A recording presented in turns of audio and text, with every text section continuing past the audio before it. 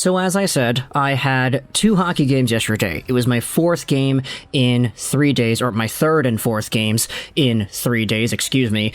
And while those games were going on, we had ourselves the finalized details of this beautiful trade over here. The Timo Meier trade between the San Jose Sharks and the New Jersey Devils. Now, what I wanted to do here in this video was just kind of give my own thoughts about it. And I know that's kind of what I do in every video, pretty much, but I'm saying it particularly like that in this one because I didn't really want to go out there and quote-unquote analyze this trade. Why is that, might you ask? Well, it's because there were 9 freaking players in this trade, 4 draft picks, 13 total assets, and it took us like 4 hours to get the full details finalized and confirmed. This tweet was posted at 7:06 p.m. on the NHL's Twitter account. We had word that Meier was a Devil at like 1:50. That afternoon. This tweet was posted at night, and I was kind of sitting there waiting and refreshing like everybody else here, thinking, okay, it's been confirmed. Timo Meier is a Devil. What's the return? What's the return?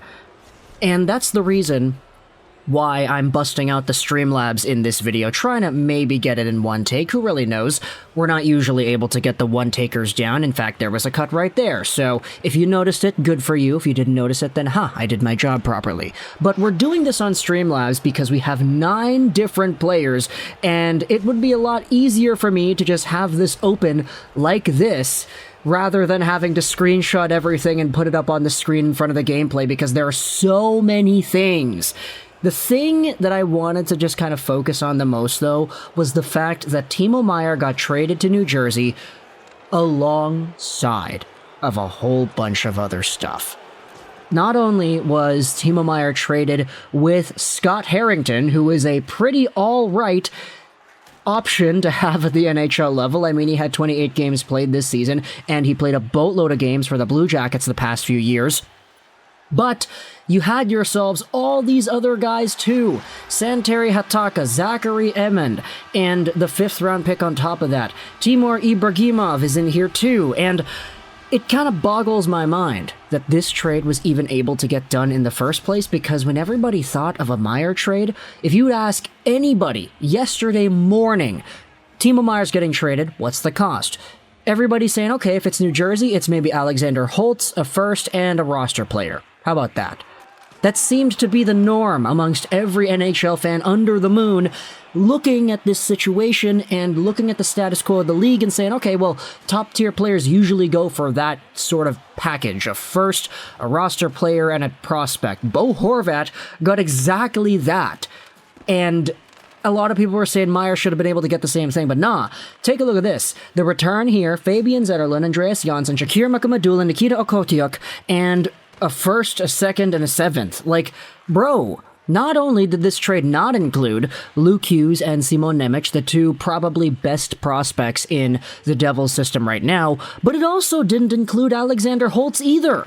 Everybody was saying, oh, Holtz has got to go over to San Jose. His best friend, William Eklund, fellow Swede and top-tier prospect, is also there too. But instead, you get Shakir Mukhamadullin, who I'm going to be honest is a pretty all-right prospect.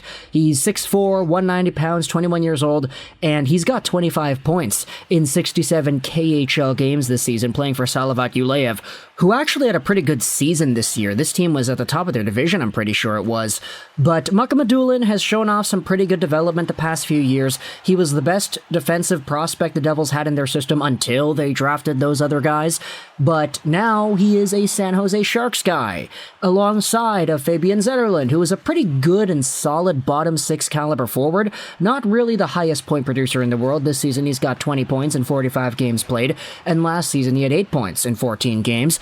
But Zetterlund is really just a younger guy with maybe a little bit more of a higher ceiling. He's 23 years old, that can maybe see him blossom into maybe a max 30, 35, maybe even a 40-point winger at the National Hockey League level that plays some pretty solid defensively minded hockey.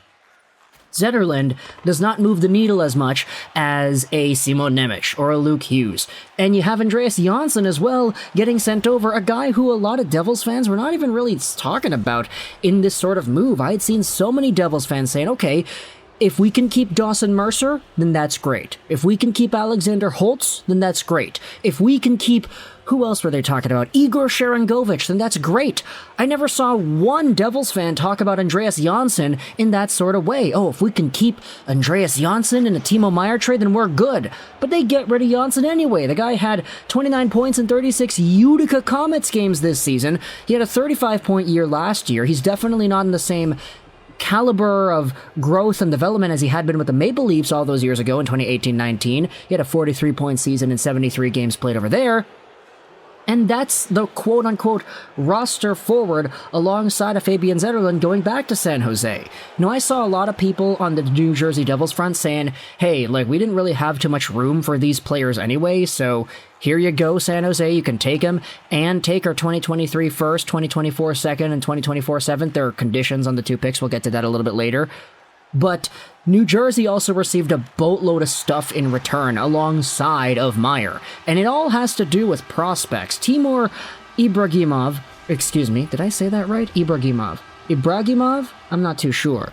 He's a prospect, ECHL guy drafted by the Sharks back in 2019, and he is a forward left-wing player who is okay in the ECHL, 32 points, 53 games played. He had a pretty difficult time with the AHL San Jose Barracuda last year, but this right here is a prospect. Scott Harrington, pretty all-right depth option to have on your blue line. Like, worst case scenario, you could play him in the AHL. Best case scenario, he's probably up there. Maybe logging, let's say, 7, 10-ish minutes a night.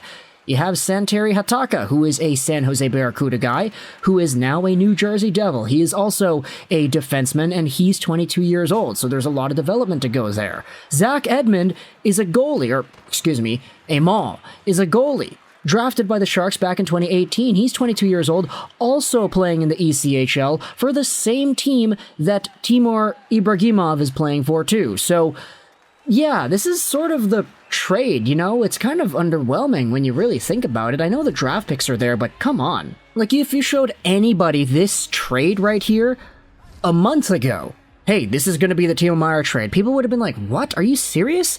And then it comes with all the drama that surrounded the trade getting made in the first place because they waited like 6 hours to show it to us. Like, bro, what happened here? How did this go down? Here's the condition on the Devils' 2023 first-round pick. It's top 2 protected. So, should the Devils fall out of the playoffs and their first in 2023 becomes something in the top 2, they win a lottery, then the pick goes back to New Jersey. It's kind of funny how they felt the need to add that type of condition on the pick because, hey, if they're confident enough that they're going to make the playoffs, then why are you adding that sort of a condition? But I guess if you have the right to do something, you have the right to exercise it. So, yeah, that sort of makes a little bit of sense. New Jersey's pick would instead go to 2024, first round, sent over to San Jose, should the 2023 pick be in the top 2 and New Jersey keeps it. There also was that conditional second round pick in 2024. It's so weird. Read this. Should New Jersey reach the 2023 Eastern Conference Finals and Timo Meier plays in at least 50% of Meier's club's playoff games in 2023 or the 2024 Eastern Conference Finals, New Jersey will transfer its own first-round pick in 2024 to San Jose, instead of its own second-round pick in 2024. So it could potentially be 2 firsts in the trade. But, like, there's crazy stipulations, dude. Meier playing in at least 50% of Meier's club's playoff games. Are they thinking that New Jersey is going to trade Meier away? Is that even a possibility here? Who knows if Meier gets sent away for something else that's, like, even better than this return that was given out over here. But at the end of the day, you know, this video's already been too long. I feel like it's going to be a pretty difficult one to go out there and cut and put together, but at the same time, I'm very happy we didn't do the regular gameplay commentary for this one because switching between all 9 of these players and having all the stats and everything, just having the screenshot, that would take like maybe 2-3 videos worth of editing time to make that. So yeah, that's kind of why we did it here. The Streamlabs video formula. Let me know your thoughts in the comment section below about this crazy freaking trade. Maybe literally the biggest trade the NHL has seen in years in terms of the amount of assets swapped over. Like, that's 13 assets right there. And one of them was Timo Meier. Half of the assets were sent with Meier to this other team. Like, talk in the comments about your thoughts. I hope you enjoyed this Juraj 99. And bye.